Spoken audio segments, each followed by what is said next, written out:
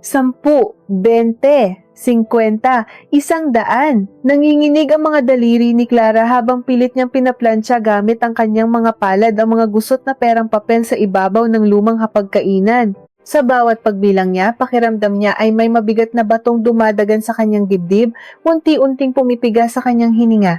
Madaling araw pa lamang at ang malamig na simoy ng hangin ay tumatago sa manipis niyang duster, ngunit ang lamig na nararamdaman niya ay nagmumula sa kaibuturan ng kanyang pagkatao. Ito ang araw ng kwentahan, ang araw na kinamumuhian niya higit sa lahat. Tinipon niya ang mga barya, pinagpatong-patong ang mga ito na parang maliliit na tore ng kanyang nabigong mga pangarap, halos wala nang matira sa kanyang kakarampot na sweldo. Pinagkakasya niya ang bawat sentimo, binibilang pati ang pamasahe papuntang opisina upang makasiguro na may maibibigay siya sa kanyang asawa. Bumukas ang pinto ng kanilang kwarto. Ang tunog ng pagpihit ng doorknob ay parang kulog na bumasag sa katahimikan ng kusina. Napatayo ng tuwid si Clara, automatikong itinago ang panginginig ng kanyang mga kamay sa likod ng kanyang likuran.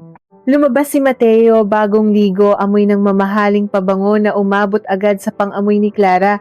Nakasuot ito ng plansadong polo shirt at ang paborito nitong relo na kumikinang kahit sa madilim na bahagi ng bahay. Huminto si Mateo sa tapat ng mesa. Ang kanyang mga mata na dati ay puno ng pagmamahal noong sila ay magkasintahan pa lamang, ay ngayon ay parang yelo na tumitig sa mga nakalatag na pera. Walang kahit anong emosyon sa kanyang mukha. Iyan na ba ang ambag mo sa kuryente at tubig ngayong buwan, Clara? Ang boses ni Mateo ay mababa, pantay, ngunit bawat salita ay parang patalim na humihiwa sa pagkatao ng kanyang asawa. Pinaalalahanan na kita kahapon, hindi ba? Tumataas ang konsumo natin sa kuryente dahil palagi kang nagpapaplantsa ng mga uniforme mo. Lumingon si Clara, pilit pinipigil ang pagtambol ng kanyang puso. Mateo, alam mo namang kinailangan kong magpadala ng kaunting tulong kay nanay sa probinsya.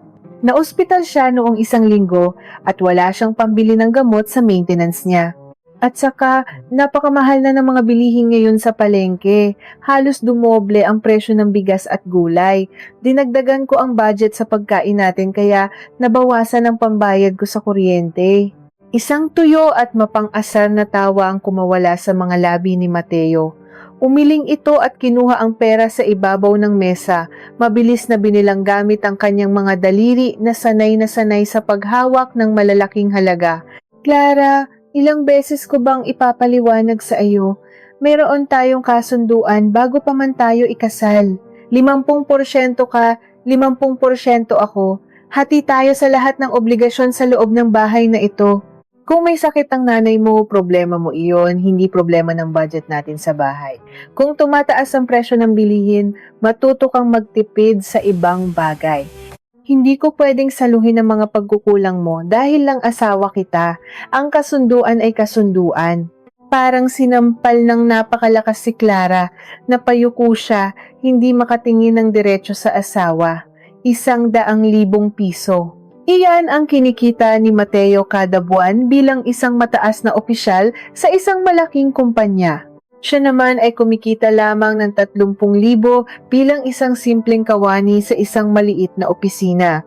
Ngunit pagdating sa upa ng apartment, sa internet, sa kuryente, tubig at kahit sa pinakamaliit na bote ng toyo sa kusina, hinihingi ni Mateo ang eksaktong kalahati ng halaga. Walang konsiderasyon, walang awa. Pagkatapos ng kwentahan tuwing katapusan ng buwan, si Mateo ay may libu-libong sobrang salapi upang bumili ng mga bagong gamit, maglaro ng golf tuwing linggo at uminom kasama ang kanyang mga kaibigan. Habang si Clara madalas ay pumapasok sa trabaho ng walang laman ng sikmura, nagbabaon lamang ng itlog at kanin at naglalakad ng ilang bloke upang makatipid sa pamasahe. Ang kanyang mga sapatos ay pudpud na ang swelas, ang kanyang mga damit ay unti-unti nang kumukupas, ngunit hindi niya mabilhan ang sarili ng bago dahil kailangan niyang paghandaan ang susunod na singilan ni Mateo. Kulang ito ng 500. Walang kagatol-gatol na sabi ni Mateo, inilapag muli ang pera. Idagdag mo mamayang gabi pag uwi mo, ayokong ako ang nagpapaluwal para sa kalahati mo. Tumalikod si Mateo at naglakad palabas ng pinto patungo sa trabaho, ni hindi man lang nag-iwan ng halik o pagbati sa kanyang asawa. Nang marinig ni Clara ang pag-andar ng sasakyan nito palayo, doon na gumuho ang kanyang katatagan. Napakapit siya sa gilid ng mesa at napahagulgol. Ang bawat paghikbi niya ay puno ng pinipigilang galit, pagod at matinding pangungulila sa pagmamahal na akala niya ay mararanasan niya sa piling nito. Paano nauwi sa ganito ang lahat? Noon, naniniwala siyang ang pag-aasawa ay isang pagsasama kung saan magtutulungan silang dalawa. Ngunit ngayon, malinaw na para kay Mateo, si Clara ay hindi isang kabiyak kundi isang kasosyo sa negosyo na hindi pwedeng magdulot ng lugi sa kanyang bulsa. Ang salitang kalahati ay unti-unting naging makapal na kadena na sumasakal sa kanyang leeg.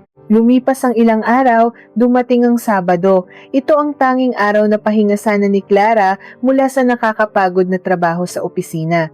Ngunit sa halip na makapagpahinga, maaga siyang gumising upang maglinis ng bahay. Siya ang naglalaba, nagpaplantsa, nagwawalis at naglilinis ng banyo. Si Mateo, nakahiga ito sa sopa, nakatutok sa kanyang telepono at ini-enjoy ang malamig na buga ng aircon.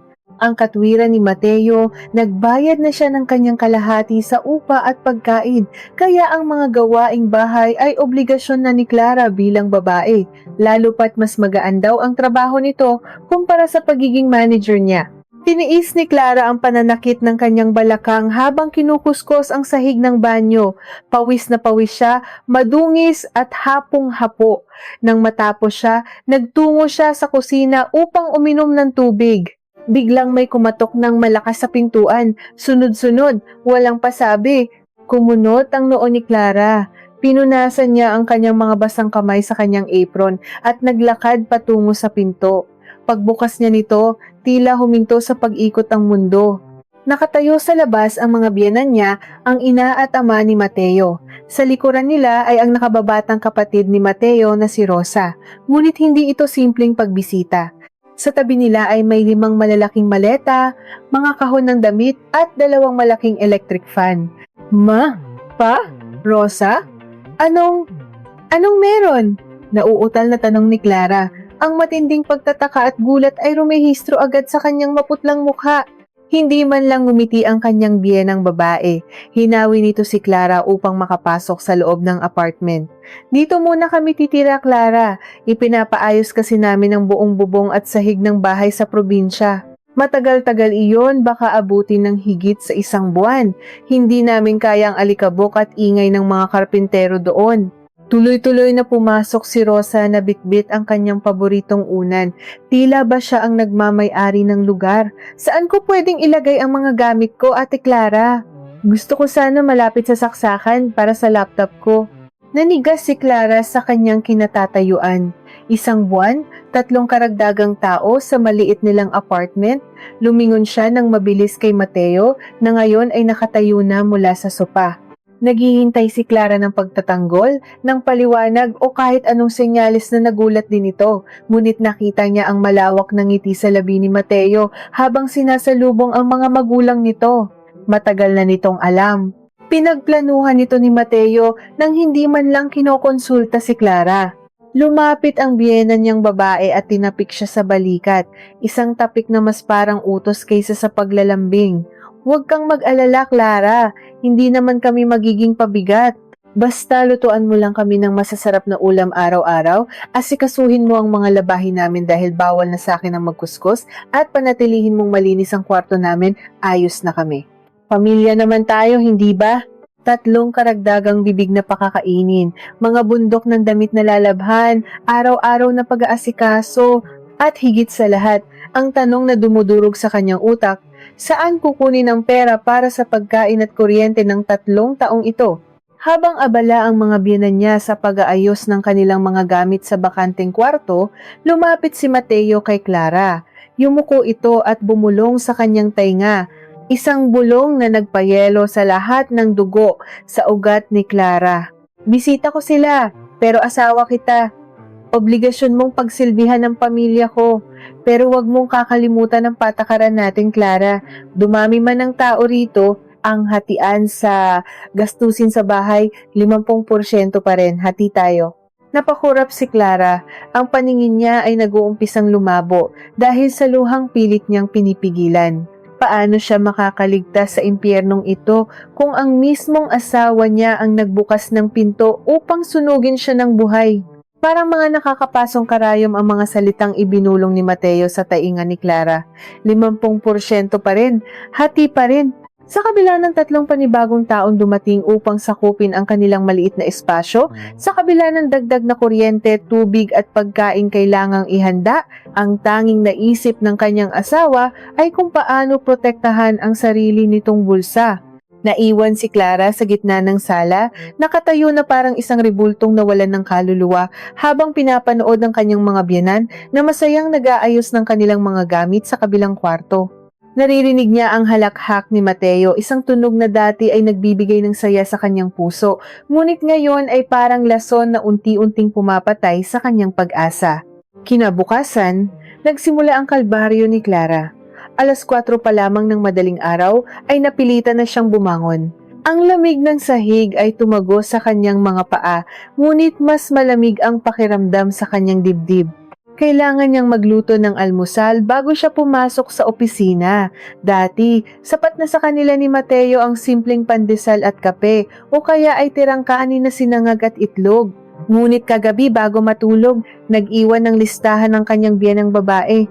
Gusto raw nito ng daing na bangus, sinangag na may maraming bawang at mainit na sabaw ng Barako coffee. Si Rosa naman ay naghahanap ng hotdog at bacon. Binuksan ni Clara ang refrigerator. Halos walang laman. Ang natitirang budget niya para sa buong linggo ay 1,000 piso na lamang. Paano niya pagkakasyahin iyon para sa 5 malalaking tao? Kinuha niya ang kanyang lumang pitaka at nanginginig na inilabas ang nakatupad na 500 piso sa isang tagong bulsa. Iyon ang perang inilaan sana niya para ipadala sa kanyang sariling ina sa probinsya, pambili ng gamot sa alta presyon. Tinitigan ni Clara ang pera at hindi niya namalayang tumutulo na ang kanyang mga luha. Nakokonsensya siya. Pakiramdam niya ay isa siyang napakasamang anak dahil mas pinili niyang pakainin ang mga taong umaalipin sa kanya kaysa tulungan ng inang nagluwal sa kanya. Ngunit wala siyang magawa. Nakakulong siya sa rehas ng kasunduang ginawa ng kanyang asawa. Sa palengke, bawat pag-abot niya ng bayad ay parang paghiwa sa kanyang laman. Napakamahal ng bangus. Ang bacon ay tila ginto sa presyo. Bumalik siya sa apartment na bitbit ang mabibigat na plastic bag, nanlalambot ang mga tuhod hindi lamang sa bigat ng dala, kundi sa bigat ng pasanin sa kanyang buhay. Habang nagluluto siya, nagising ang biyenan niyang babae. Pumasok ito sa kusina, nakapamewang at pinasadahan ng tingin ang mga niluluto ni Clara. Bakit parang sunog yata ang bawang mo sa sinangag, Clara? Alam mo namang masela ng sikmura ng papa ninyo. At saka, bakit ang liit nitong bangus na nabili mo? Hindi yata ito magkakasya sa atin. Sana, dinagdagan mo pa ng kaunti. Pilit na nilunok ni Clara ang bikig sa kanyang lalamunan. Pasensya na po, ma. Medyo mataas po kasi ang presyo sa palengke ngayon, kaya iyon lang po ang napagkasya sa budget ko. Umirap ang matanda at kumuha ng baso para magsali ng tubig. Budget? Ang laki-laki ng kinikita ng asawa mo. Manager na si Mateo, hindi ba? Siguro naman hindi kayo naghihirap. Baka naman masyado ka lang maramot sa amin dahil pamilya kami ng asawa mo. Ganyan ba ang turo sa'yo ng nanay mo? Kumuyom ang mga kamao ni Clara na nakahawak sa sandok. Gusto niyang sumigaw. Gusto niyang sabihin na wala siyang nakukuhang ni isang kusing mula sa malaking sweldo ng asawa niya para sa mga pagkain ito. Gusto niyang ipamukha sa matanda na ang pinambili ng isdang nilalait nito ay ang perang pambili sana ng gamot ng kanyang sariling ina. Ngunit piniling manahimik ni Clara. Nakagat niya ang kanyang labi hanggang sa malasahan niya ang pait. Pagdating ng hapunan, mas naging malinaw kay Clara ang kanyang kalagayan sa bahay na iyon. Nakaupo si Mateo sa kabisera ng mesa. Nagkukwento sa kanyang mga magulang tungkol sa kanyang mga bagong proyekto sa opisina at kung gaano kalaki ang magiging bonus niya sa susunod na buwan. Puno ang mesa ng masasarap na ulam na pinaghirapang lutuin ni Clara matapos ang 8 oras na pag-upo at pag-aasikaso ng mga papel sa opisina. Ang sarap mo talagang mag-uwi ng pera, anak, masayang sabi ng ama ni Mateo habang sumusubo ng malaking hiwa ng karne. Swerte nitong si Clara, hindi na niya kailangang mag-alala sa buhay dahil sagot mo ang lahat. Napakaginhawa ng buhay ninyo rito. Tumingin si Mateo kay Clara, isang tingin na may halong pagbabanta at pagmamayabang. Tumango ito sa kanyang ama. Siyempre naman pa, gusto ko laging maganda ang buhay natin. Kahit anong gusto ninyo, sabihin nyo lang, ibibigay ko. Nakayuko lamang si Clara sa isang sulok ng mesa, kumakain ng natirang sabaw at kaunting kanin. Hindi niya masikmura ang mga kasinungalingan. Siya ang gumasto sa lahat ng pagkaing nasa mesa. Siya ang nagpakapagod magluto, ngunit si Mateo ang kumukuha ng lahat ng papuri. At ang pinakamasakit sa lahat, alam niyang sa katapusan ng buwan, sisingilin pa rin siya ni Mateo ng kalahati para sa kuryente at tubig na ginamit ng mga magulang nito. Siya ang ginagawang puhunan ng kanyang asawa upang magmukhang mabuting anak. Lumipas ang 2 linggo na parang nasa loob ng isang mainit at nakakasakal na pugon si Clara. Araw-araw, nadaragdagan ng mga utos ni Rosa.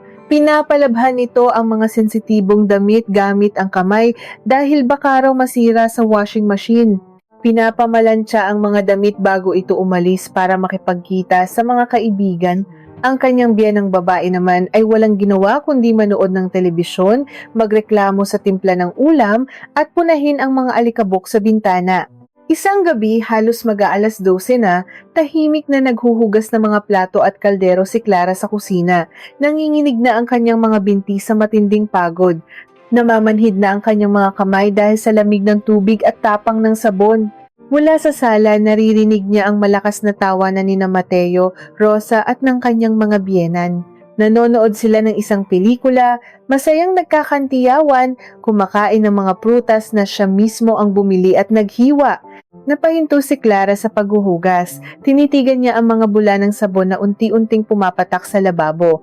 Parang ang mga bulang iyon ng kanyang buhay mabilis mawala, walang halaga, at laging itinatapon pagkatapos gamitin. Bakit niya hinahayaang gawin sa kanya ito?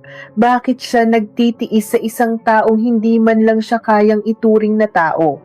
Pinunasan niya ang kanyang mga kamay sa tuwalya. Gusto niyang uminom ng malamig na tubig para mahimasmasan. Habang naglalakad siya papalapit sa pintuan ng kusina patungo sa sala, narinig niya ang pangalan niya mula sa usapan ni Mateo at Rosa. Huminto si Clara at nagtago sa gilid ng pader, pinigilan ng kanyang paghinga. Kuya, hindi ba nagrereklamo si Ate Clara na nandito tayo? Ang dami kaya nating ipinapagawa sa kanya? Mahinang tanong ni Rosa, bagaman may halong pag-asa ang tono nito. Narinig ni Clara ang pamilyar na malamig na tawa ni Mateo. Hayaan mo siyang magpakapagod, Rosa. Ano namang irereklamo niya? Wala naman siyang pupuntahan. Maliit lang ang sweldo niya, hindi siya makakapag-upa ng sarili niyang bahay kung aalis siya rito. At saka, pabor nga sa atin na nandito kayo. Mas nakakatipid ako. Nakakatipid? Paano? Takang tanong ng biyanang babae.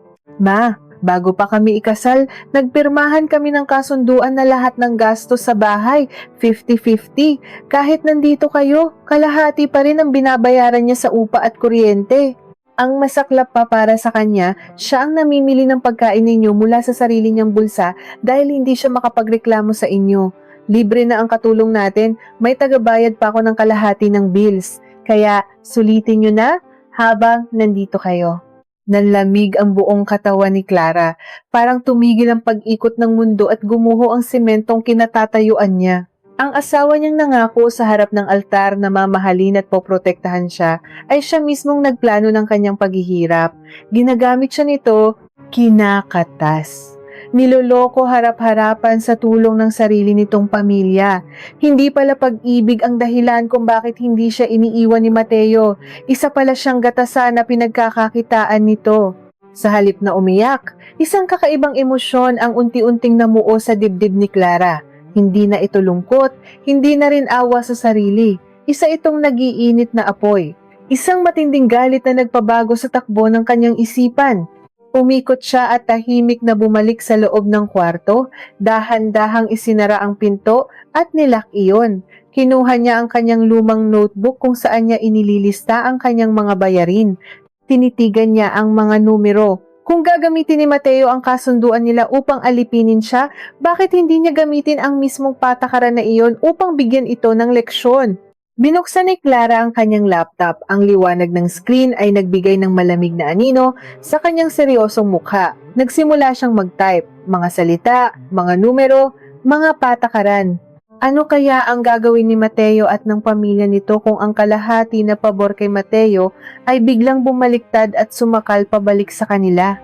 Hindi dinalaw ng antok si Clara ng gabing iyon.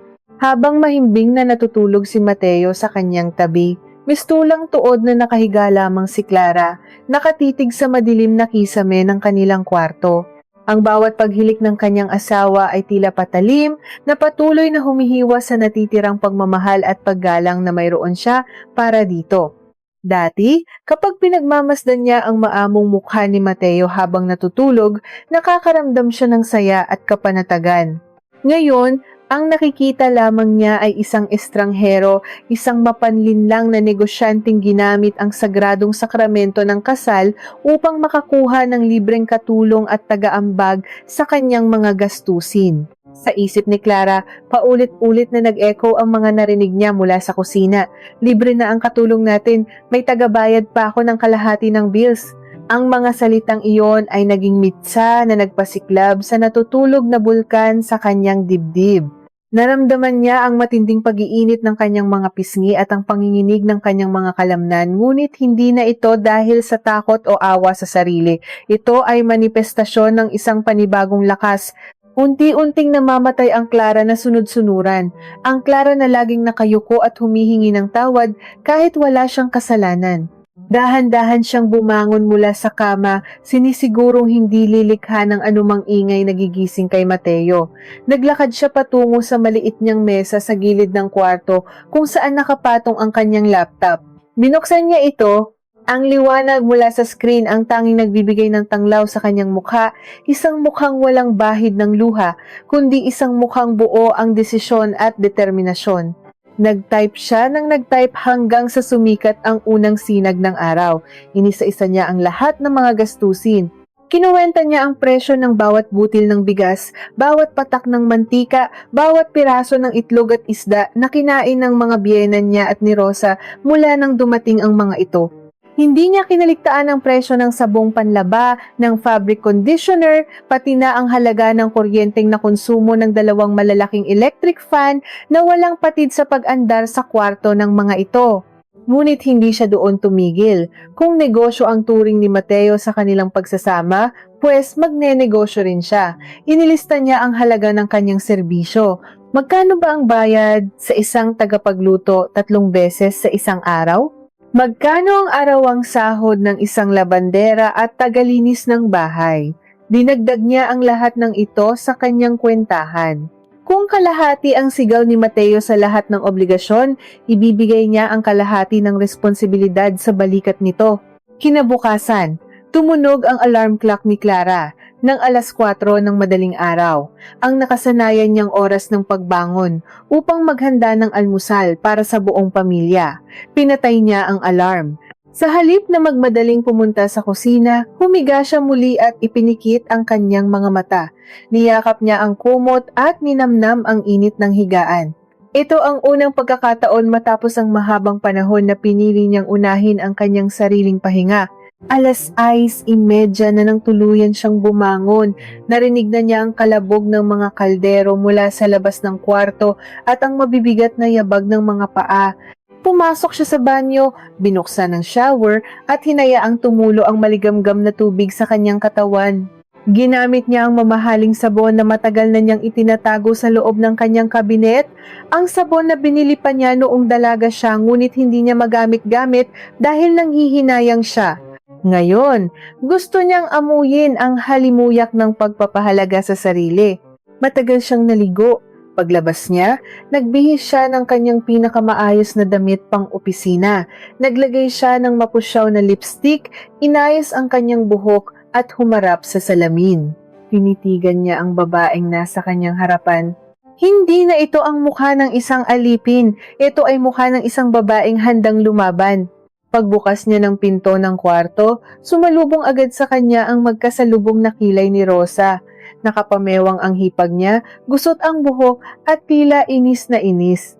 Ate Clara! Kanina pa kumakalamang sikmura ko. Asan na ang almusal? Bakit wala pang nakahain sa mesa? 7:00 na oh! Ma-stress ang beauty ko nito maktol ni Rosa, nakasimangot habang nakatingin sa walang kalaman lamang hapagkainan.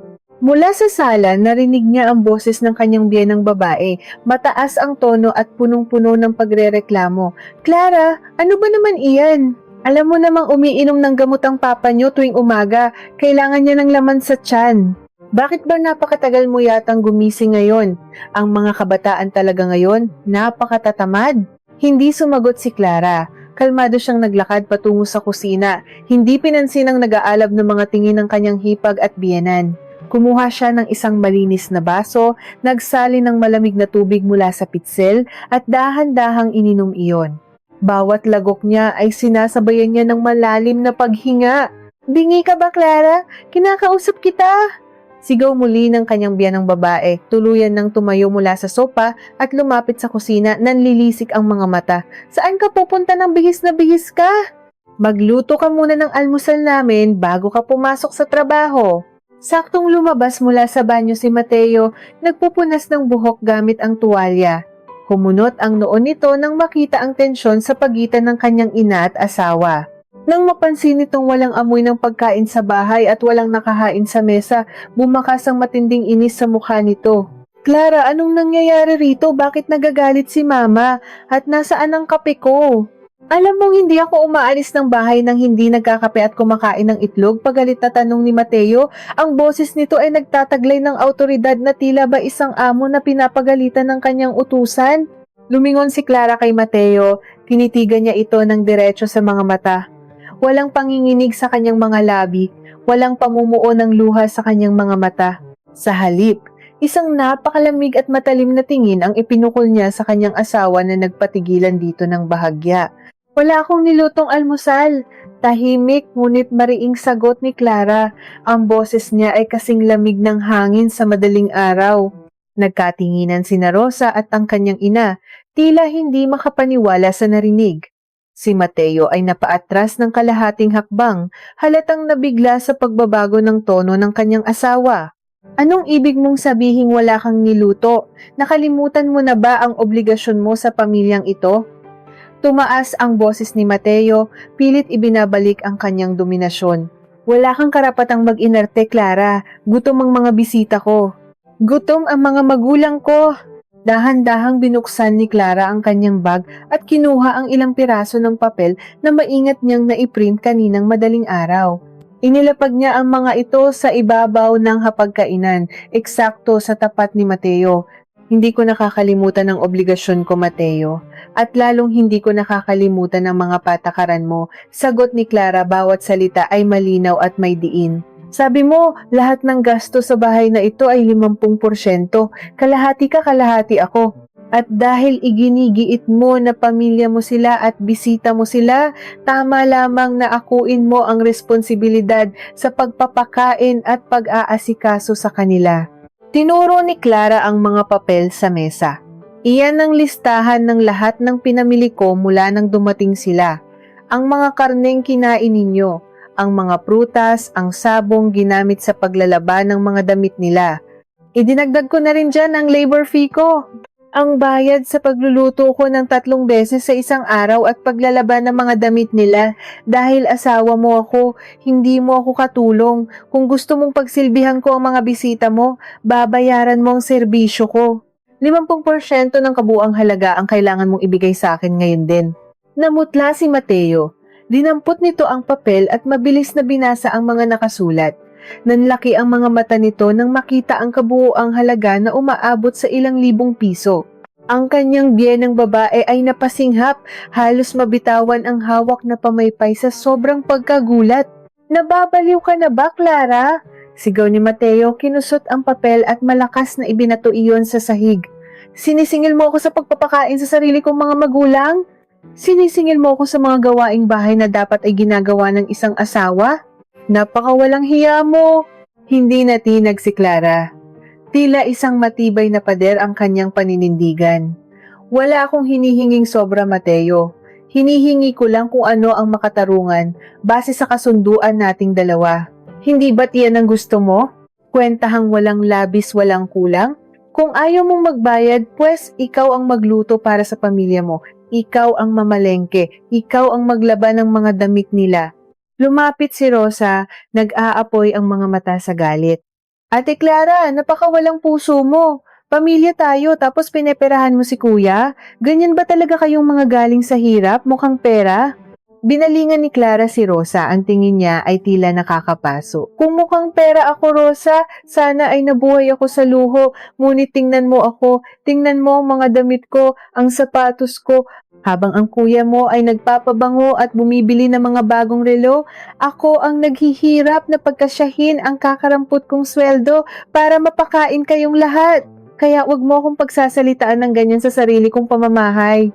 Umalingaw-ngaw ang katahimikan sa buong sala, walang nakapagsalita, maging ang palaging nagrereklamong biyenan ay tila umurong ang dila sa talim ng mga salita ni Clara. Kinuha muli ni Clara ang kanyang bag at isinukbit ito sa kanyang balikat. Tiningnan niya si Mateo na ngayon ay pulang-pula ang mukha dahil sa matinding kahihiyan at galit. Papasok na ako sa trabaho, malamig na paalam ni Clara. By the way, pinalitan ko ang kandado ng cabinet ko kung nasaan ang mga natitira kong grocery. At iyong ibabang bahagi ng refrigerator, huwag ninyong gagalawin dahil binili ko iyon gamit ang sarili kong pera. Kung gusto ninyong kumain ngayon, magbukas ka ng wallet mo, Mateo, at bumili ka ng pagkain ninyo. Naglakad si Clara patungo sa pintuan, ngunit bago pa man niya mapihit ang doorknob, narinig niya ang malakas at nagbabantang boses ng kanyang asawa. Kapag lumabas ka ng pintong iyan, Clara, sinisigurado ko sa'yo, pagsisihan mo ito ng buong buhay mo. Gusto mo ng kwentahan? Ibibigay ko sa'yo ang pinakamasakit na kwentahang hindi mo makakalimutan. Napahinto si Clara. Ang pinto ay nasa harapan na niya, nakakandado pa. Ang banta ni Mateo ay sumaksak sa kanyang pandinig. Lilingon ba siya at susukuan ng laban o tuluyan ba niyang bubuksan ang pinto upang harapin ang mas matinding unos na paparating? Hindi lumingon si Clara. Sa kabila ng nakakabinging banta ni Mateo na umalingaw-ngaw sa buong sala, nanatiling nakaharap si Clara sa pintuan. Naramdaman niya ang matinding pagbilis ng tibok ng kanyang puso, tila isang ibong nagpupumigla sa loob ng isang masikip na hawla, naghahanap ng butas upang makawala. Ang malamig na hawakan ng pinto ay mahigpit na nakadiin sa kanyang palad. Dati-rati, sa tuwing magtataas ng boses si Mateo, automatikong nanliliit ang kanyang buong pagkatao. Yumuyuko siya, humihingi ng tawad, at sinusubukang ayusin ang anumang bagay na nagpagalit dito kahit na wala naman siyang kasalanan.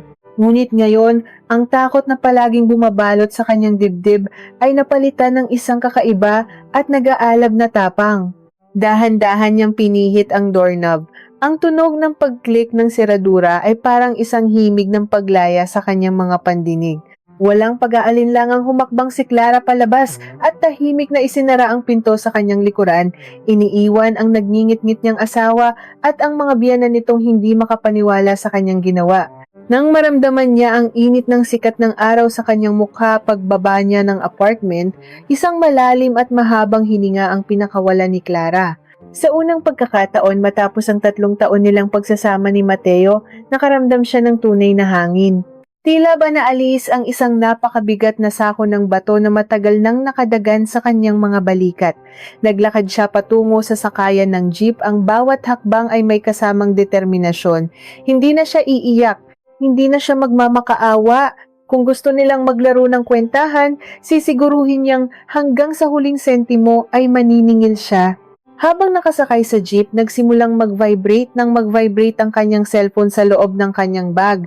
Sunod-sunod, walang patid. Kinuha niya ito at tiningnan ang screen. 15 mensahe mula kay Mateo. 5 missed calls. 3 mensahe mula kay Rosa. Binuksan niya ang isang mensahe mula sa kanyang asawa. Ang mga salita nito ay nag-uumapaw sa galit at pagmamayabang. Bumalik ka rito, Clara! Huwag mo akong subukan! Napilitan ako mag-order ng almusal sa isang mamahaling restaurant dahil kinandado mo ang mga pagkain. Umabot ng 1,500 ang binayaran ko. Ipapabawas ko ang kalahati nito sa susunod mong ibibigay sa akin. Wala kang kawala sa mga obligasyon mo.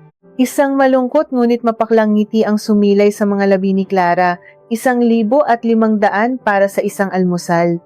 Iyon sana ang budget niya para sa buong linggong ulam nilang dalawa ni Mateo kung marunong lang itong magpahalaga. Ibinulsan niya ang kanyang telepono at piniling i-mute ang lahat ng notifications. Hahayaan niya silang magwala.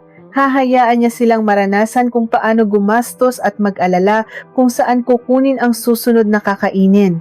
Pagdating sa opisina, napansin agad ng kanyang mga katrabaho ang pagbabago sa kanyang aura. Dati, pumapasok si Clara na nakayuko, malalaki ang eye bags at walang imik sa isang tabi. Ngayon, nakataas ang kanyang noo. Binati niya ang mga kasamahan ng may totoong ngiti. Sa buong maghapon, itinuon niya ang kanyang isip sa pagtapos ng mga naiwang trabaho. Nang sumapit ang tanghalian, imbes na magtago sa pantry para kainin ang kanyang nakasanayang baon na tuyong itlog, bumaba siya sa karinderya sa gilid ng kanilang gusali. Bumili siya ng isang order ng sinigang na baboy at mainit na kanin. 80 piso. Napakamura kumpara sa mga kinakain ni Mateo, ngunit para kay Clara, iyon na ang pinakamasarap na pagkaing natikman niya sa loob ng mahabang panahon. Walang nanunumbat, walang nagmamasid sa bawat subo niya. Walang humihingi ng kalahati. Namnamin niya ang bawat higop ng maasim na sabaw. Pakiramdam niya ay hinuhugasan nito ang lahat ng pait sa kanyang lalamunan. Ngunit habang palapit ng palapit ang uwian, hindi maiwasan ni Clara na makaramdam ng paninikip ng dibdib. Alam niyang pag-uwi niya, isang malaking digmaan ang naghihintay sa kanya. Naghanda siya ng sarili. Pinatibay niya ang kanyang isip na huwag magpadala sa emosyon at huwag hayaang bawiin ni Mateo ang paninindigang sinimulan niya kaninang umaga. 7:00 ng gabi nang dumating si Clara sa tapat ng kanilang apartment. Bago pa man niya maipasok ang susi sa doorknob, naaamoy na niya ang halo-halong amoy ng mga pinagkainan. Binuksan niya ang pinto, bumungad sa kanya ang isang makalat na sala. Nakakalat sa ibabaw ng mesa ang mga plastik na lalagyan mula sa fast food, mga buto ng manok na hindi na itapon, at mga basong may tira-tirang soft drinks. Ang sahig ay may mga mantsa ng natapong sarsa. Sa gilid, nag-uumapaw ang basurahan. Nakatayo si Mateo sa gitna ng sala. Naka-cross arms, tila kanina pa nag-aabang sa kanyang pagdating. Sa likuran nito, nakaupo sa sopa ang kanyang biyenang babae na matalim ang tingin sa kanya habang si Rosa ay abala sa pagpindot sa cellphone ngunit pasimpleng ngumingisi. Ang biyena niyang lalaki ay tahimik lamang na nanonood ng balita. Napakasarap naman yata ng naging araw mo, Clara, habang kami rito ay namumroblema dahil sa kalokohan mo. Bungad agad ni Mateo, ang boses nito ay nag-uumapaw sa sarkasmo at panggigigil. Hindi pinansin ni Clara ang mga kalat. Dire-diretso siyang naglakad patungo sa kanilang kwarto upang magbihis ngunit humarang si Mateo sa kanyang daraanan. "Huwag mo akong talikuran kapag kinakausap kita!" Sigaw ni Mateo, pilit na inaabot ang braso ni Clara ngunit mabilis itong nakaiwas. "Wala akong balak makipag-away, Mateo. Pagod ako galing sa trabaho." Mahinang tugon ni Clara, tinitigan ng asawa sa mata. "Kung may reklamo kayo sa kalat, kayo ang maglinis. Kayo ang kumain yan, hindi ako." Tumawa si Mateo, isang tawang nakakapanindig balahibo na umalingaw-ngaw sa buong bahay. "Maglinis? Bakit kami maglilinis kung may asawa akong nakatira rito na iyon naman talaga ang tungkulin?" Pero hindi iyan ang mahalaga ngayong, Clara. Sabi mo kaninang umaga, gusto mo ng kwentahan, gusto mo ng 50%? Umatras si Mateo at lumapit sa maliit na drawer malapit sa telebisyon. May kinuha itong isang brown envelope at padabog na ibinagsak iyon sa ibabaw ng makalat na mesa, natapon pa ang ilang buto ng manok dahil sa lakas ng pagkakabagsak nito. "Kunin mo yan, basahin mo," utos ni Mateo. Ang mga mata nito ay nanlilisik sa galit at tagumpay. "Akala mo ba ikaw lang ang marunong magkwenta ng mga gastusin? Akala mo ba matatakot mo ko sa mga resibo mo para sa pagkain at sabon?" Napakunot noo si Clara. Unti-unting gumapang ang kaba sa kanyang kalamnan ngunit pinilit niyang huwag ipahalata. Dahan-dahan siyang lumapit sa mesa at dinampot ang envelope. Nang buksan niya ito at ilabas ang mga pahina sa loob, nanlaki ang kanyang mga mata at halos tumigil ang pag-ikot ng kanyang mundo. Isa itong bank statement. Ngunit hindi lang iyon simpleng bank statement. Ito ang kopya ng kanilang joint savings account, ang kaisa-isang bank account kung saan inilalagay ni Clara ang kakarampot na natitira sa kanyang sweldo para sana sa mga emergency, para sa kanyang ina, para sa kung anumang bigla ang pangangailangan. 15,000 piso lang ang laman yon na inipon niya ng halos 2 taon na may kasamang dugo at pawis. Tinitigan ni Clara ang pinakahuling transaksyon na naka-highlight ng dilaw na marker, zero balance. Lahat ng pera, ang buong 15,000 piso, ay inilipat ni Mateo sa personal nitong account kanina lamang hapon. Anong ginawa mo? Nanginginig ang boses na tanong ni Clara. Nag-angat ng tingin kay Mateo na ngayon ay nakangisi ng malapad. Kinuha ko lang ang dapat ay sa akin. Mayabang na sagot ni Mateo. Kinuwenta ko lahat ng ginastos ko sa pagpapagawa ng sasakyan na ginagamit natin noon, pati na rin ang mga nabawas sa akin dahil sa mga oras na nalilate ka sa pag-uwi. At dahil ayaw mong bayaran ng kalahati ng pagkain naming pamilya ngayong araw, kinuha ko na rin doon ang advance payment mo para sa buong buwan na nandito sila. Kwentahan kung kwentahan, Clara. Huwag kang lumaban sa taong mas maraming alam kaysa sayo. Naramdaman ni Clara ang unti-unting panlalamig ng kanyang mga kamay.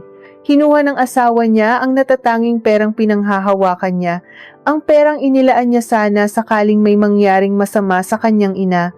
Paano nakaya ng isang taong nangakong magmamahal sa kanya na nakawin ang huling piraso ng kanyang kaligtasan? Habang nakatayo si Clara na nanginginig ang buong katawan at nakatitig sa papel na hawak niya, unti-unting lumapit si Rosa mula sa likuran at may ibinulong na mas nagpadilim sa gabi ni Clara. At saka nga pala, Ate Clara, nakangiting sabi ni Rosa. Kinausap ni Kuya ang landlord kanina. Nabanggit ni Kuya na nakapangalan lang pala sa kanya ang kontrata ng apartment na ito. Bumaling si Clara kay Mateo. Ang ngisi ng kanyang asawa ay mas lalong lumapad, isang tingin na nagpapahiwatig ng lubos na kapangyarihan at pagkontrol. Anong hakbang ang gagawin ni Mateo ngayong pinutol na nito ang tanging PC na pinanghahawakan ni Clara upang mabuhay? Tila tumigil ang pag-ikot ng mundo ni Clara.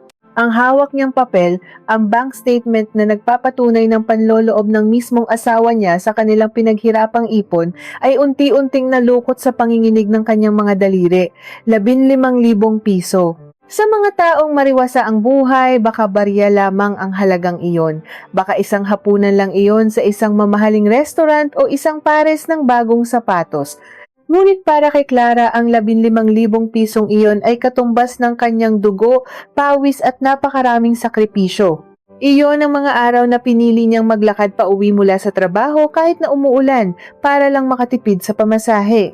Iyon ang mga tanghali ang pinalipas niya, ang mga lumang damit na pinagtiyagaan niyang sulsihihan ng paulit-ulit at ang mga gamot na tiniis niyang wag bilhin para sa sariling ubot sipon.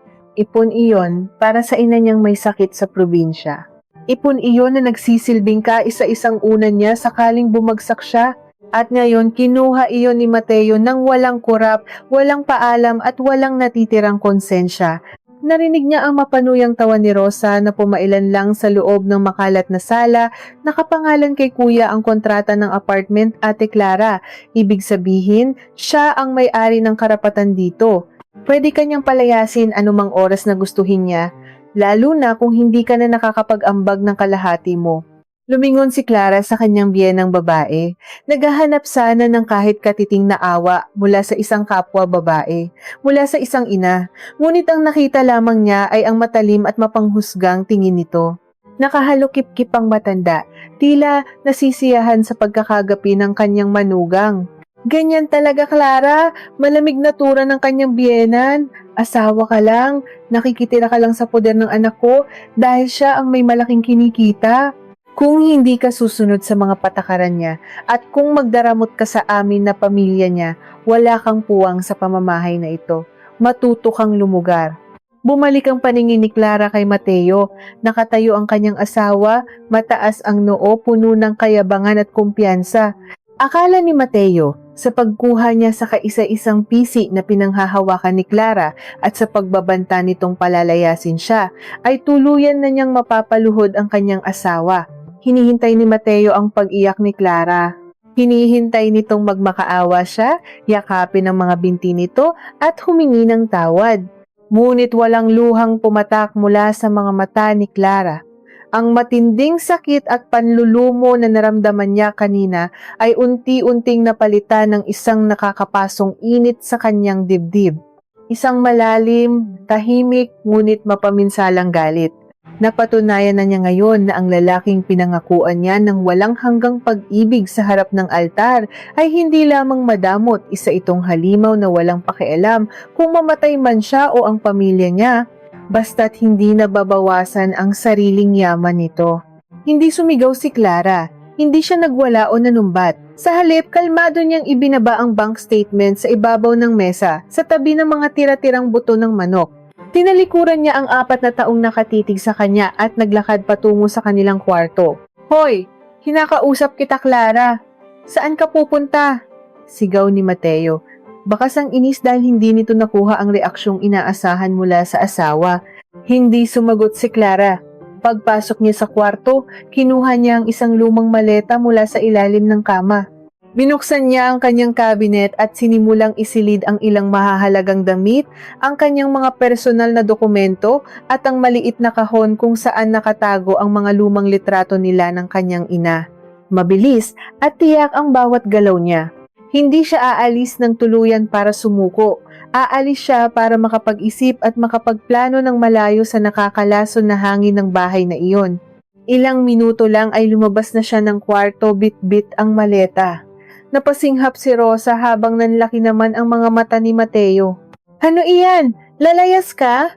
Mapang-asar na tanong ni Mateo, humakbang paharap upang harangan ang pintuan. "Sige, lumayas ka. Tingnan natin kung saan ka pupulutin. Wala kang pera, Clara. Kinuha ko na ang lahat ng ipon mo bilang pambayad sa mga utang mo sa akin. Uuwi ka sa nanay mong may sakit nang walang maipapakain sa kanya? Gusto mo ba talagang maghirap?" Tinitigan ni Clara si Mateo. Ang mga mata niya ay kasing talim ng patalim, tumatagos sa kaluluwa ng kanyang asawa. "Hindi ako natatakot maghirap, Mateo. Sanay ako sa hirap mula pa pagkabata. Ang mas nakakatakot ay ang mabuhay kasama ang isang lalaking nananakaw sa sarili niyang asawa para lang palamunin ang mga pamilya nitong walang ginawa kundi mang alipin ng ibang tao." "Aba't sumasagot ka pa talaga?" Galit na sigaw ng kanyang biyenang babae, akmang lalapit upang saktan siya ngunit pinigilan ito ng asawa nitong tahimik pa rin sa isang tabi. Tinabig ni Clara si Mateo ng buong lakas. Nabigla ang lalaki sa lakas na nanggaling sa maliit na katawan ng kanyang asawa kaya't napaatras ito. Mabilis na binuksan ni Clara ang pinto at lumabas. Hindi na niya ininda ang mga sigaw at pagmumura ni Mateo na umaalingaw-ngaw mula sa loob ng apartment. Pagbaba niya sa kalsada, sinalubong siya ng malakas na buhos ng ulan. Wala siyang dalang payong, ngunit wala siyang pakialam.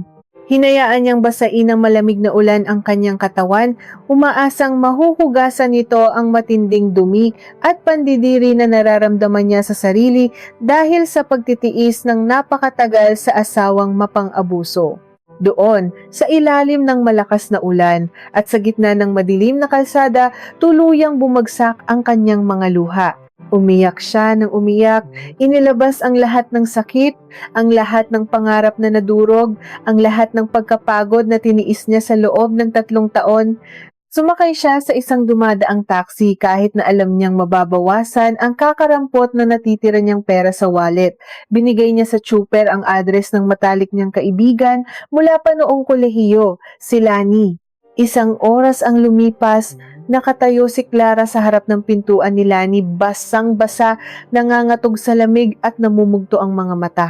Nang buksan ni Lani ang pinto, agad nitong niyakap si Clara ng mahigpit at pinapasok. Habang nakaupo sa maliit ngunit mainit na sala ni Lani, balot ng makapal na tuwalya at umiinom ng mainit na kape, ikinuwento ni Clara ang lahat, walang labis, walang kulang. Ang 50% hatian na unti-unting sumakal sa kanya, ang pagdating ng mga biyenan niyang ginawa siyang utusan, ang pag-andado niya sa mga pagkain, at ang pinakahuli ang paglimas ni Mateo sa kanilang joint account at ang pagbabantang palalayasin siya dahil nakapangalan dito ang kontrata ng upa. Tahimik lamang na nakikinig si Lani, ngunit bilang isang paralegal sa isang kilalang law firm, unti-unting nag-iiba ang ekspresyon sa mukha nito. Mula sa pagkaawa, napalitan ito ng matinding pagkadismaya at kalaunan ay isang seryosong determinasyon. Clara, panimula ni Lani, inilapag ang hawak nitong baso ng kape. Nasabi mo bang may asawa ka na ba talaga o may kinakasama ka lang na negosyanteng gahaman? Napakunot noo si Clara, hindi maintindihan ang tinutukoy ng kaibigan. Kasal kami, Lani, sa huwes. 3 taon na ang nakakalipas.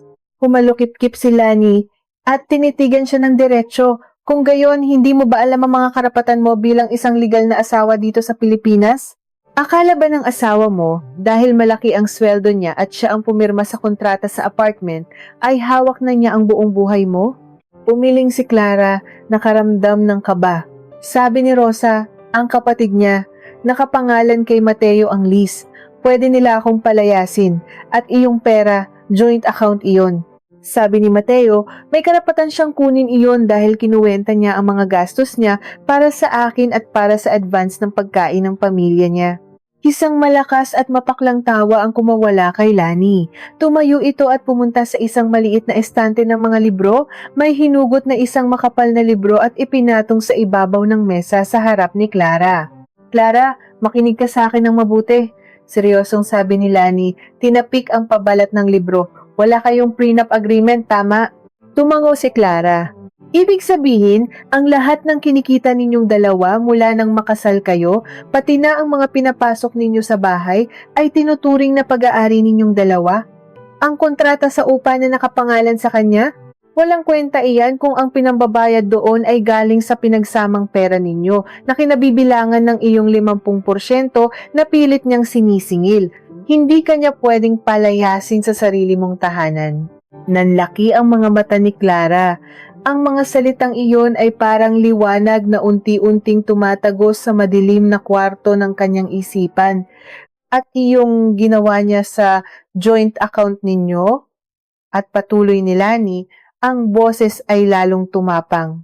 Ang pagkuha sa huling ipon mo na alam niyang nakalaan sa nanay mo, ang pagkontrol sa mga gastusin mo, at ang pagbabantang tatanggalan ka ng tirahan kung hindi ka magbibigay ng pera o magsisilbi sa pamilya niya? Clara, hindi lang iyon simpleng kaimpyutan. Sa ilalim ng batas natin, tinatawag iyan na economic abuse. Pasok iyan sa Violence Against Women and Children Act. Kriminal ang ginagawa ng asawa mo sa iyo. Tila huminto ang paghinga ni Clara. Economic abuse. Ang mga salitang iyon ay nag-echo sa kanyang utak. Sa loob ng 3 taon, kinumbinsi siya ni Mateo na siya ay mahina, na siya ay pabigat, na wala siyang karapatan dahil maliit lang ang kinikita niya.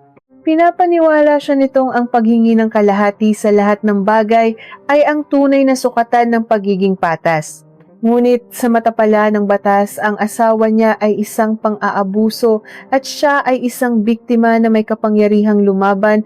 Kinuha ni Lani ang kanyang cellphone at nagsimulang mag-type.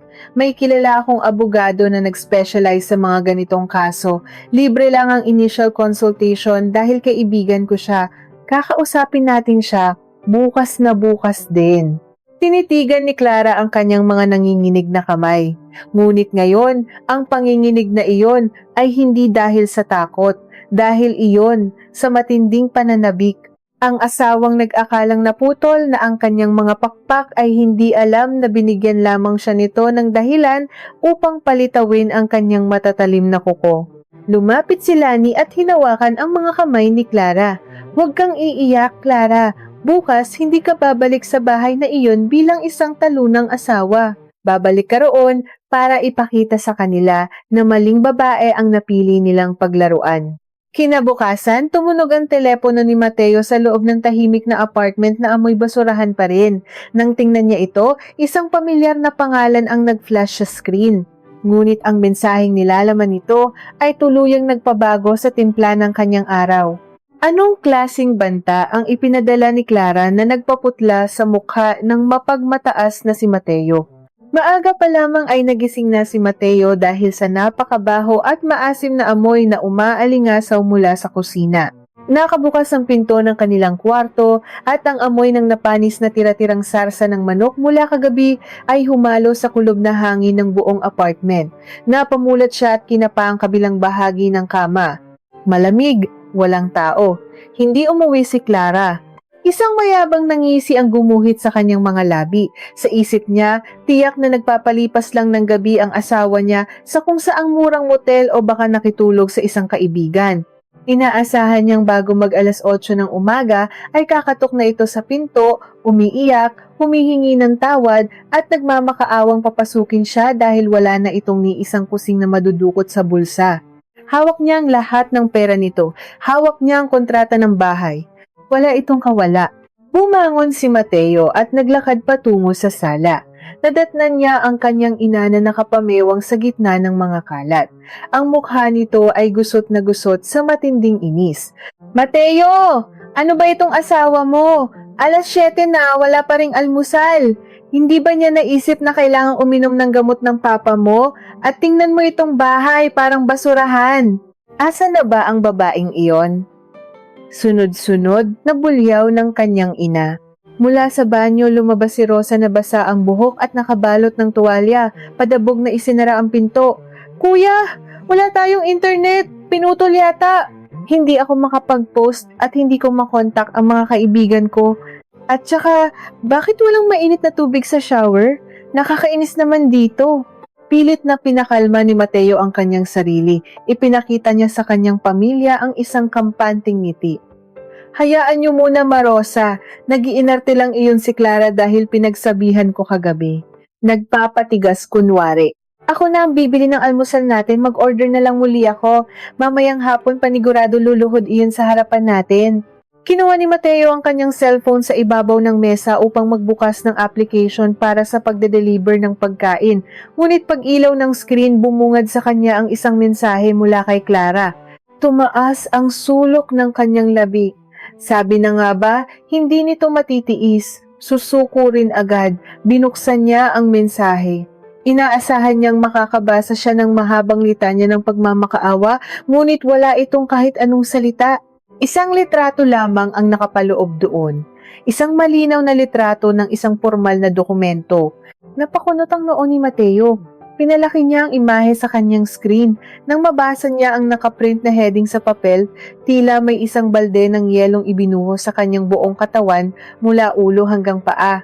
Sa pinakataas ng papel, nakasulat ng malalaki at maiitim na letra ang pangalan ng isang sikat at malaking law firm. Sa ibaba nito ay ang salitang demand letter. Ngunit ang mas nagpatayo ng mga balahibo sa batok ni Mateo ay ang mga sumunod na talata. Nakasaad doon ang kanyang buong pangalan at ang detalyadong pagkuha niya ng 15,000 piso mula sa kanilang joint account nang walang pahintulot ng kanyang asawa. Nakasulat din doon ang katagang Violation of Republic Act 9262 o ang batas laban sa pang-aabuso sa kababaihan at kanilang mga anak, partikular na ang isinasaad nitong pang-aabusong ekonomikal. Parang tumigil ang pag-ikot ng mundo ni Mateo. Ang mga letrang binabasa niya ay unti-unting lumalabo dahil sa panginginig ng kanyang mga kamay. Nakasaad sa huling bahagi ng sulat na binibigyan siya ng 24 na oras upang ibalik ang buong halaga ng pera, pati na ang pagkilala sa karapatan ni Clara sa apartment na pareho nilang pinupundaran mula sa conjugal na pondo, nakapangalan man ito sa kanya o hindi. Kung hindi, formal na isasampa ang kasong kriminal laban sa kanya na maaaring magresulta sa pagkakulong at tuluyang pagkasira ng kanyang lisensya at trabaho bilang isang manager. Kuya, ano ba? Gutom na kami. Order ka na ba? Sigaw ni Rosa na nagpabalik kay Mateo sa realidad. Sandali lang, huwag kayong magulo. At malakas at nanggigigil na bulyaw ni Mateo. Nabigla ang kanyang ina at kapatid. Ito ang unang pagkakataon na sinigawan niya ang mga ito mula nang dumating sila. Hindi niya mapigilan ang pagguho ng kanyang pagkontrol. Ang kayabangang bumabalot sa kanyang pagkatao kaninang paggising ay tuluyan ng nadurog at napalitan ng matinding takot at panlulumo. Sa kabilang dako ng syudad, nakaupo si Clara sa isang malambot at itim na leather chair sa loob ng isang malamig at tahimik na opisina. Kaharap niya si Attorney Mendoza, isang matapang at batikang abogadang kaibigan ni Lani. Napakabango ng kwarto, amoy ng mga lumang libro at kape, isang amoy na nagbibigay ng kakaibang kapayapaan sa naguguluhang isip ni Clara. Clara, malumanay ngunit puno ng awtoridad na simula ni Attorney Mendoza, nakapatong ang pinagsiklop nitong mga kamay sa ibabaw ng makintab na mahogany na mesa. Maraming kababaihan ang nag-aakala na ang pang-aabuso ay nasusukat lamang sa mga pasa sa balat o sa mga sugat na nagdurugo. Ngunit ang ginawa sa iyo ng asawa mo sa loob ng 3 taon ay isang malalim at malubhang sugat sa iyong pagkatao. Ang pagkontrol sa iyong pera, ang pagpuwersa sa iyong magbayad ng kalahati kahit na alam niyang hindi pantay ang inyong kinikita, at ang pagkuha sa pinaghirapan mong ipon para sa iyong pamilya, lahat ng iyan ay forma ng tahasang pang-aabuso. Hindi ka niya asawa sa mata niya, isa kang bilanggo. Naramdaman ni Clara ang pag-init ng sulok ng kanyang mga mata. Sa loob ng mahabang panahon, sinisi niya ang kanyang sarili. Inisip niya na baka nga hindi siya sapat, na baka nga tama si Mateo na obligasyon niyang magtiis dahil maliit lang ang naiiaambag niya. Ngunit ngayon, ang marinig mula sa isang taong may pinag-aralan at nakakaalam ng batas na siya ang tama at ang asawa niya ang kriminal, ay tila isang nakakagamot na balsamo sa kanyang sugatang kaluluwa. Ipinadala na natin ang kopya ng demand letter sa kanya, patuloy ng abogada, ngunit hindi tayo titigil doon. Dahil sa pagbabanta niyang palalayasin ka at sa tahasang pagkuha ng inyong pondo, naghain na rin tayo ng aplikasyon para sa isang barangay protection order ngayong umaga. Protektado ka na ng batas, Clara. Wala siyang karapatang paalisin ka sa bahay na iyon. Sa katunayan, siya at ang mga bisita niya ang maaaring paalisin ng mga awtoridad kung patuloy nilang ilalagay sa alanganin ang iyong emosyonal at pinansyal na kaligtasan. Isang malalim na hininga ang pinakawalan ni Clara. Tumango siya ng dahan-dahan. Naramdaman niya ang init ng kamay ni Lani na nakapatong sa kanyang balikat, nagbibigay ng suporta, wala ng atrasan. Ang Clara na umiiyak sa banyo upang hindi marinig ni Mateo ay namatay na kagabi sa ilalim ng malakas na ulan. Ang babaeng nakaupo ngayon sa opisinang ito ay isang mandirigmang handang bawiin ang kanyang ninakaw na dignidad. Biglang nag-vibrate ang cellphone ni Clara sa ibabaw ng mesa. Pangalan ni Mateo ang lumabas sa screen. Nagkatinginan sila ni Lani at ng abogada.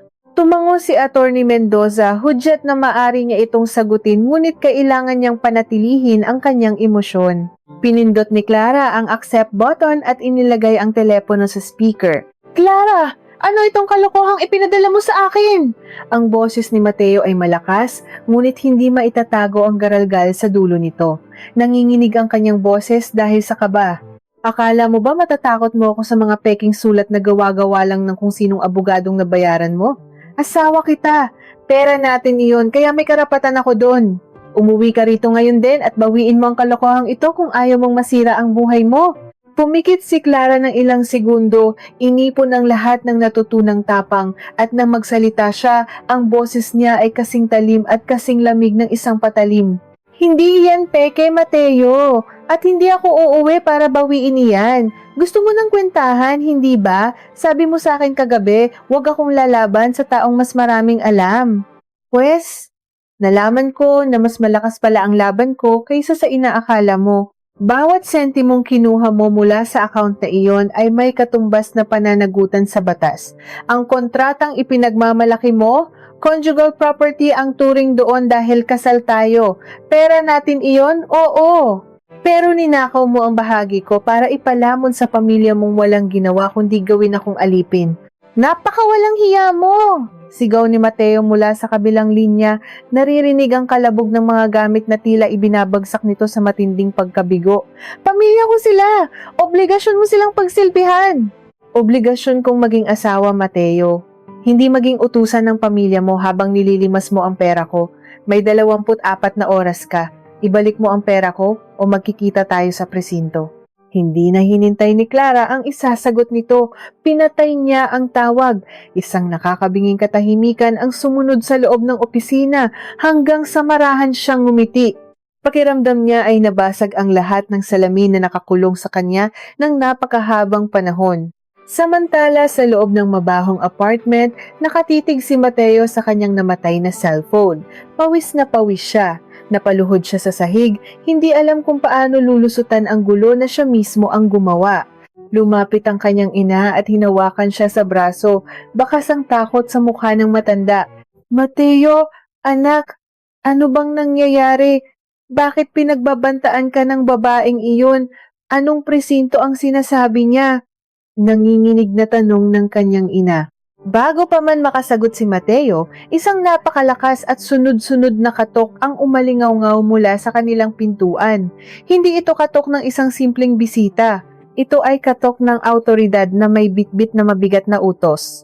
Sino ang mga taong nasa labas ng pinto ni Mateo at anong dalang papel ang tuluyang magpapabagsak sa kanyang kaharian ng kayabangan? Ang malalakas at sunod-sunod na katok ay tila mga masong bumabayo sa manipis na pinto ng apartment, umalingaw-ngaw sa bawat sulok ng makalat na sala at nagpatigil sa pagtibok ng puso ni Mateo. Nagkatinginan silang mag-iina. Ang kayabangang kanina lamang ay nag-uumapaw sa dibdib ni Mateo ay tila bulang naglaho, napalitan ng isang malamig na takot na gumapang mula sa kanyang mga paa paakyat sa kanyang batok. Nanginginig ang mga kamay na inabot niya ang doorknob. Sa pagbukas niya ng pinto, sumalubong sa kanya ang seryoso at matipunong mukha ng kapitan ng kanilang barangay kasama ang 2 tanod at isang babaeng pulis na may hawak na folder. Sa likuran nila, nakita ni Mateo ang ilang mga kapitbahay na nakadungaw mula sa kanilang mga pintuan, nagbubulungan at nag-aabang sa mga mangyayari. Magandang umaga, ikaw ba si Mateo? Formal na tanong ng kapitan, ang boses ay mabigat at nagtataglay ng awtoridad na hindi maaaring suwayin. Napalunok si Mateo, pilit na pinapatatag ang kanyang tuhod na tila naging halaya. Opo, kapitan, ano pong kailangan nila? May problema po ba? Lumapit ang babaeng pulis at inabot sa kanya ang isang selyadong sobre. Ito ay isang Barangay Protection Order o BPO na inihain ng iyong asawang si Clara. Sa bisa ng kautosang ito, mahigpit na ipinagbabawal sa iyo ang paglapit, pananakot o anumang uri ng pakikipag-ugnayan sa kanya na magdudulot ng pinsala sa kanyang pisikal at emosyonal na kalagayan. Kasama rin dito ang mahigpit na pagbabawal sa pagpapalaya sa kanya sa inyong tinitirhan at ang paglustay sa inyong mga pinagsamang ari-arian at pondo. Tila tinakasan ng dugo ang buong mukha ni Mateo. Ang salitang protection order ay parang isang malakas na sampal na yumanig sa kanyang buong pagkatao. Narinig niya ang mga mahihinang singhap ng mga kapitbahay. Ang kanyang reputasyon bilang isang respetado at mayamang manager ay tuluyan ng nadurog sa harap mismo ng kanyang pintuan. Sumingit ang kanyang ina mula sa likuran, nanlalaki ang mga mata at tinuturo ang mga awtoridad. Anong proteksyon? Mga sir, wala pong sinasaktan ng anak ko. Iyang babaeng iyan ang naglayas at iniwan ang mga obligasyon niya sa amin. Bakit ang anak ko ang ginagawa ninyong masama? Hinarap ng babaeng pulis ang matanda, ang mga mata nito ay nagpapakita ng matinding babala. Misis, ang pang-aabuso ay hindi lamang nakikita sa mga pasa sa katawan. Ang tahasang pagkuha sa ipon ng kanyang asawa at ang pananakot na tatanggalan siya ng tirahan ay malinaw na paglabag sa batas laban sa pang-aabusong ekonomikal. Kung mayroon man kayong reklamo, sa tamang husgado ninyo ito ipaliwanag. Ngunit sa ngayon, kapag nilabag ni Mateo ang kautosang ito, maaari siyang arestuhin at makulong ng walang pasubali. Walang nakapagsalita. Maging si Rosa na palaging matapang ay umurong sa likuran ng kanilang ina, takot na madamay sa gulo na hindi nila inaasahang lalaki ng ganito. Nang makaalis ang mga awtoridad, dahan-dahang isinara ni Mateo ang pinto. Napasandal siya sa kahoy, hawak ng mahigpit ang papel na naglalaman ng kanyang kahihiyan. Napakabigat ng hangin sa loob ng bahay. Wala na ang amoy ng nakakaumay na basura, napalitan ito ng amoy ng takot at matinding pagsisisi. Mula sa sulok ng sala kung saan tahimik na nakaupo ang ama ni Mateo sa buong panahon ng komosyon, isang mabigat na buntong hininga ang pinakawalan ng matanda. Tumayo ito, ang mukha ay gusot na gusot dahil sa matinding kalungkutan at pagkadismaya. Lumapit ito kay Mateo at walang pag-aalinlangang dumapo ang isang napakalutong na sampal sa pisngi ng kanyang anak. Umalingaw-ngaw ang tunog ng sampal sa buong apartment. Napahawak si Mateo sa kanyang namumulang pisngi, gulat na tiningnan ang kanyang ama na ngayon ay lumuluha sa matinding galit at hiya. Pa! Nanginginig na bulong ni Mateo. Huwag mo akong tatawaging papa! Dumadagundong na sigaw ng matanda. Ang boses ay nababasag sa sakit. Anong ginawa mo sa asawa mo, Mateo? Pinalaki kita upang maging isang maginoo, upang maging haligi ng isang pamilya. Ngunit anong naging ka ngayon? Isang magnanakaw sa sarili mong asawa? Isang halimaw na ginawang alipin ng babaeng nangakong magmamahal sa iyo? Lumapit ang ina ni Mateo. Umiiyak at sinusubukang pakalmahin ang kanyang asawa. Paterno, tama na. Anak natin siya. Huwag mo siyang saktan. Iyong Clara na iyon ang may kasalanan, masyado siyang madamot at nag-iinarte. Binalingan ng matanda ang kanyang asawa, ang mga mata nito ay puno ng pagtataka kung bakit naging bulag ang kanyang pamilya sa katotohanan. Tigilan mo ako sa mga palusot mo, Lusing, hindi ba ninyo nakikita? Ginagamit tayo ni Mateo upang pagtakpan ng pang-aabuso niya. Tayo ang ginawa niyang dahilan upang lalong pahirapan si Clara. Nakikikain tayo sa pawis at dugo ng manugang natin, habang ang anak mong ito ay nagmamalaki sa mga perang ninakaw niya. Humarap muli ang ama kay Rosa at sa kanyang asawa. Mag-impake kayo, aalis tayo ngayon din. Hindi ako makakatagal ng kahit isang minuto pa sa bahay na ito na ipinundar sa mga luha at pagdurusa ng isang mabuting babae. Nanlaki ang mga mata ni Mateo. Tuluyan na siyang lumuhod sa sahig, umiiyak at pinipigilan ng kanyang ama. Pa, ma, wag ninyo akong iwan. Paano na ako rito? Ako ang pamilya ninyo, hindi ba? Ako ang kadugo ninyo. Umiling ang matanda, pilit na inalis ang pagkakakapit ni Mateo sa kanyang mga binti. Dugo nga kita, Mateo, ngunit ikinahihiya ko na naging anak kita. Hanggat hindi mo natututunang magpakatao at ibalik ang dignidad ng asawa mo, wala kang ama na aasahan. Mabilis na nag-impake ang pamilya. Walang ingay, walang reklamo. Tanging ang mga paghikbi lamang ng kanyang ina at ang tunog ng mga gulong ng maleta ang maririnig. Nang isara nila ang pinto palabas, naiwan si Mateo na mag-isa sa gitna ng marumi at mabahong sala. Ang katahimikan ay tila naging isang malaking halimaw na unti-unting lumalamon sa kanyang pagkatao. Nawala sa kanyang kontrol. Nawala ang kanyang asawa. At ngayon, nawala rin ang paggalang at pagmamahal ng kanyang sariling pamilya. Samantala, sa isang maaliwalas at tahimik na bahay sa kabilang bahagi ng lungsod, nakaupo si Clara sa harap ng bintana. Mainit ang kape sa kanyang mga kamay at ang malamig na simoy ng hangin ay banayad na humahaplos sa kanyang mukha. Wala siyang naramdamang kaba. Walang panliliit. Ang mga sugat sa kanyang puso ay naroon pa rin, ngunit hindi na ito nagdurugo. Nagsisimula na itong maghilom. Tumingin siya sa kanyang cellphone. Lumipas na ang 24 na oras na palugit niya upang ibalik ni Mateo ang kanyang pera. Walang mensahe mula rito. Walang notification mula sa kanyang bangko na naibalik na ang ninakaw na 15,000 piso. Isang matapang na ngiti ang sumilay sa labi ni Clara. Inubos niya ang kanyang kape at tumayo. Kung pinili ni Mateo ang matigas na daan, buong tapang niya itong sasalubungin. Hindi na siya ang Clara na magpapatawad dahil lang sa awa. Handa na siyang ibigay ang pinakamabigat na dagok na gigising sa natutulog na konsensya ng lalaking sumira sa kanyang tiwala. Ngunit bago pa man niya makuha ang kanyang bag upang pumunta sa istasyon ng pulisya, tumunog ang telepono sa ibabaw ng mesa. Hindi ito galing kay Mateo. Isa itong numero na hindi nakarehistro sa kanyang mga contacts. Nang sagutin niya ito, isang pamilyar ngunit nanginginig na boses ng isang lalaki ang bumungad sa kanya, isang boses na nagdadala ng isang balitang magpapabago muli sa takbo ng kanilang laban. Sino ang tumawag kay Clara at anong nakagigimbal na hakbang ang ginawa ni Mateo sa gitna ng kanyang matinding desperasyon? Dahan-dahang inilapit ni Clara ang telepono sa kanyang tainga.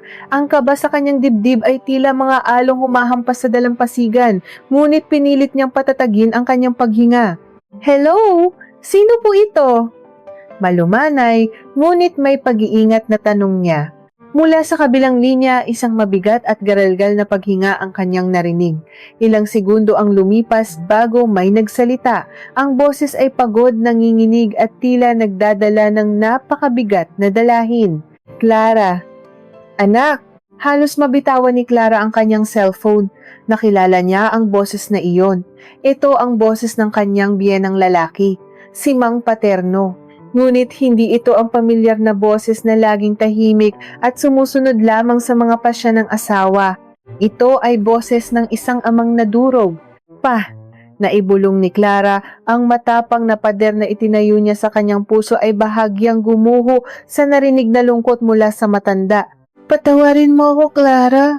Patawarin mo kami. Umiiyak na simula ni Mang Paterno. Ang bawat salita nito ay tila punyal na unti-unting ibinabaon sa sarili nitong dibdib. Kaaalis lang namin sa apartment. Iniwan na namin si Mateo. Clara, bilang isang ama, ako ang pinakanabigo sa lahat. Nakita ko kung paano kanya tratuhin. Nakita ko ang pagod sa mga mata mo, ang pamumutla mo habang pinagsisilbihan mo kami, habang ang anak ko ay nagmamalaki sa mga bagay na ninakaw niya mula sa iyo. Natahimik si Clara. Ang mga luhang pinigilan niyang pumatak kanina ay unti-unti nang naglandas sa kanyang mga pisngi. Ito ang unang pagkakataon sa loob ng 3 taon na may isang taong mula sa pamilya ni Mateo na kumilala sa kanyang mga paghihirap. Hindi ko alam na ganoon kasahol ang ginagawa niya sa iyo pagdating sa pera. Patuloy ng matanda, madalas na humihinto upang huminga ng malalim. Pinalaki ko siyang may paninindigan, pero hindi ko alam na ang itinuro ko pala sa kanya ay ang maging isang halimaw sa sarili niyang asawa. Nang dumating ang mga pulis kanina at ipinaliwanag ang ginawa niyang paglimas sa ipon mo, Clara, gusto kong lamunin ako ng lupa sa sobrang hiya. Hindi niyo po kasalanan ng ginawa ni Mateo. Malaki na siya, alam niya ang tama at mali, malumanay na sagot ni Clara. Pinupunasan ang kanyang mga luha. Hindi anak, may kasalanan ako. Konsentidor kaming mga magulang niya. Pero gusto kong malaman mo na bago kami umalis, pinilit ko siyang buksan ang account niya sa harap ko. Sinigurado kong ibinalik niya ang buong 15,000 piso mo. Dinagdagan ko iyon ng 10,000 mula sa sarili kong pensyon. Alam kong hindi mababayaran ng pera ang lahat ng pang-aabusong dinanas mo, pero sana tanggapin mo ito bilang panimula mo. Napasinghap si Clara. Mabilis niyang binuksan ang banking application sa kanyang laptop at doon nakita niya ang pumasok na pera, 25,000 piso. Hindi ko po matatanggap ang pensyon ninyo. Pera niyo po iyon para sa gamot ninyo. Tanggapin mo, Clara. Parang awa mo na, pagmamakaawa ng matanda. Ito na lang ang tanging paraan para mabawasan ang bigat ng konsensya ko. At Clara, huwag mong iuurong ang kaso. Huwag mong bawiin ang protection order. Turuan mo ng leksyon ng anak ko. Hayaan mong harapin niya ang batas na nilabag niya. Hayaan mong matuto siyang magpakatao sa loob ng selda kung kinakailangan. Lumaban ka, anak. Ipinagmamalaki kita sa naging tapang mo. Bago pa man makasagot si Clara, binabana ng matanda ang telepono. Naiwan si Clara na nakatingin sa kawalan, hawak ng mahigpit ang kanyang cellphone. Ang sakit, ang galit, ang pangungulila, lahat ng iyon ay naghalo-halo sa kanyang dibdib. Ngunit sa ilalim ng lahat ng iyon, isang malinaw na kapayapaan ang nagsimulang mamukadkad. Pinatawad na siya ng sarili niyang karma at ngayon, ang karma ay nag-uumpisa ng maningil kay Mateo. Lumipas ang 3 araw, hindi na bumalik si Clara sa apartment. Nagsimula siyang maghanap ng isang maliit at murang kwarto na mauupahan malapit sa kanyang opisina. Sa tulong ni Lani at ng mga naibalik na pera, nakapagbayad siya ng paunang upa. Nang makapasok siya sa bago niyang inuupahang kwarto, napakaliit nito kumpara sa bahay nila ni Mateo. Walang aircon, walang malaking telebisyon, walang malambot na sopa. Ngunit nang humiga siya sa manipis na kutson sa lapag, naramdaman niya ang pinakamasarap na antok sa buong buhay niya. Ito ang kanyang sariling espasyo. Walang manunumbat, walang maniningil ng kalahati. Isang hapon, paglabas ni Clara mula sa kanyang opisina, biglang bumilis ang tibok ng kanyang puso. Nakatayo sa gilid ng kalsada, malapit sa gate ng kanilang gusali, ang isang lalaking halos hindi niya makilala. Si Matthew. Ngunit hindi ito ang Mateo na huli niyang nakita. Wala na ang mamahaling polo shirt na laging plansado, wala na ang makintab na relo. Ang buhok nito ay magulo, ang mga mata ay lubog at nangingitim sa puyat, at ang mukha ay balbas sarado. Mukha itong pulubi na nawalan ng direksyon sa buhay. Nang makita siya ni Mateo, mabilis itong tumakbo palapit sa kanya. Automatikong umatras si Clara, ang takot ay muling sumibol, ngunit naalala niya ang hawak niyang protection order. Clara! Clara! Parang awa mo na, kausapin mo ako! Nagmamakaawang sigaw ni Mateo, ang boses ay basag na basag. Binaliwala nito ang mga taong napapatingin sa kanila. Lumayo ka sa akin, Mateo. May protection order ako laban sa'yo. Isang tawag ko lang sa gwardya at sa mga pulis. Aarestuhin ka nila. Matigas at malamig na banta ni Clara. Hindi inaalis ang matalim na tingin sa asawa. Lumuhod si Mateo sa sementadong kalsada. Walang pakialam sa dumi at sa mga matang nakamasid. Umiyak ito ng parang bata. Nakadakip ang mga kamay. Patawarin mo ako, Clara. Patawarin mo ako. Nagmamakaawa ako. Nasira ang buhay ko. Nakarating sa HR ng kumpanya namin ang barangay blotter at ang demand letter. Sinuspinde nila ako dahil sa kasong isinampa mo. Nawalan ako ng trabaho, Clara. Iniwan ako ni na Papa. Wala na akong kasama sa bahay. Nababaliw na ako sa pag-iisa. Tinitigan ni Clara ang lalaking nasa kanyang harapan. Ito ang lalaking dating nagmamay-ari ng kanyang mundo. Ang lalaking kinatatakutan niya tuwing katapusan ng buwan. Ang lalaking nagkwenta ng bawat butil ng bigas na sinusubo niya. Ngayon, nakaluhod ito sa kanyang paanan, naghihingalo sa pag-ibig at awa na siya mismo ang pumatay. Bakit ka nandito, Mateo? Para humingi ng kalahati ng awa ko? Mapaklang tanong ni Clara. Ang boses niya ay walang bahid ng pagmamahal. Noong umiiyak ako sa banyo dahil hindi ko alam kung paano pagkakasyahin ng pera ko para sa gamot ng nanay ko at sa pambayad sa kuryente mo, naawa ka ba sa akin? Noong ipinahiya mo ako sa harap ng pamilya mo at ginawa mo akong alipin nila, inisip mo bang mararamdaman ko? Noong kinuha mo ang huling pera ko para palayasin ako? Nasaan ang puso mo? Nagkamali ako. Naging tanga ako.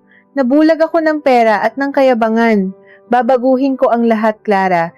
Ibibigay ko sa iyo lahat ng gusto mo. Akin na ang lahat ng gastos, ikaw na ang humawak ng pera, bumalik ka lang sa akin. Hagulgol ni Mateo, pilit na inaabot ang laylayan ng palda ni Clara, ngunit mabilis itong lumayo. Tapos na ang kwentahan natin, Mateo. Mahinang sagot ni Clara, ngunit sapat para ibaon ng tuluyan ng anumang pag-asa sa puso ng asawa. Gusto mo ng 50%, hindi ba? Ibinigay ko sa iyo ang buong 100% ng mga naging desisyon mo. Hanihan mo ngayon ang mga itinanim mong kasakiman. Tumalikod si Clara, hindi na niya nilingon pa ang humahagulgol na lalaki sa kalsada.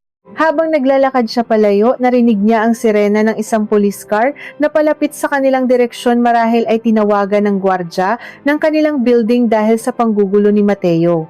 Hindi na nag-abala si Clara na alamin kung anong mangyayari. Tapos na ang kabanatang iyon ng kanyang buhay. 1 taon ang mabilis na lumipas. Ang sikat ng araw ay masiglang pumasok sa malaking bintana ng isang maaliwalas at bagong tayong apartment. Nakatayo si Clara sa harap ng salamin, nagsusuot ng isang magandang kwintas na binili niya gamit ang sarili niyang bonus. Hindi na siya ang maputla at payat na clerk. Siya ngayon ay isang supervisor, iginagalang sa opisina at higit sa lahat iginagalang ang sarili. Sa ibabaw ng kanyang mesa, nakapatong ang mga reseta ng gamot ng kanyang ina na buong-buo niyang nabili, kasamang 2 tiket sa eroplano pauwi sa kanilang probinsya. Wala na siyang asawang kailangang paglingkuran. Wala nang lalaking maniningil sa kanyang paghinga. Siya na ang nagmamaneho ng sarili niyang buhay. Pinagmasdan niya ang sarili sa salamin at isang matamis at tunay na ngiti ang namukadkad sa kanyang mga labi. Nabuhay siya mula sa abo ng kanyang mga nadurog na pangarap. Napatunayan niyang hindi masusukat sa pera ang halaga ng isang babae at hindi kailanman magiging batayan ng pag-ibig ang paghati sa mga gastusin. Habang isinusukbit niya ang kanyang bag upang lumabas at salubungin ang bagong umaga, isang malamig na hangin ang umihip mula sa bintana, nagdadala ng isang tahimik na katanungan sa kanyang isipan. Sa dinami-dami ng mga taong nabubulag sa pera at kapangyarihan sa loob ng isang relasyon, ilang Mateo pa kaya ang nagkukubli sa likod ng mga mamahaling damit? At ilang Clara pa kaya ang patuloy na nagtitiis sa kadena ng maling pag-ibig bago nila matutunang buksan ang pintuan palabas?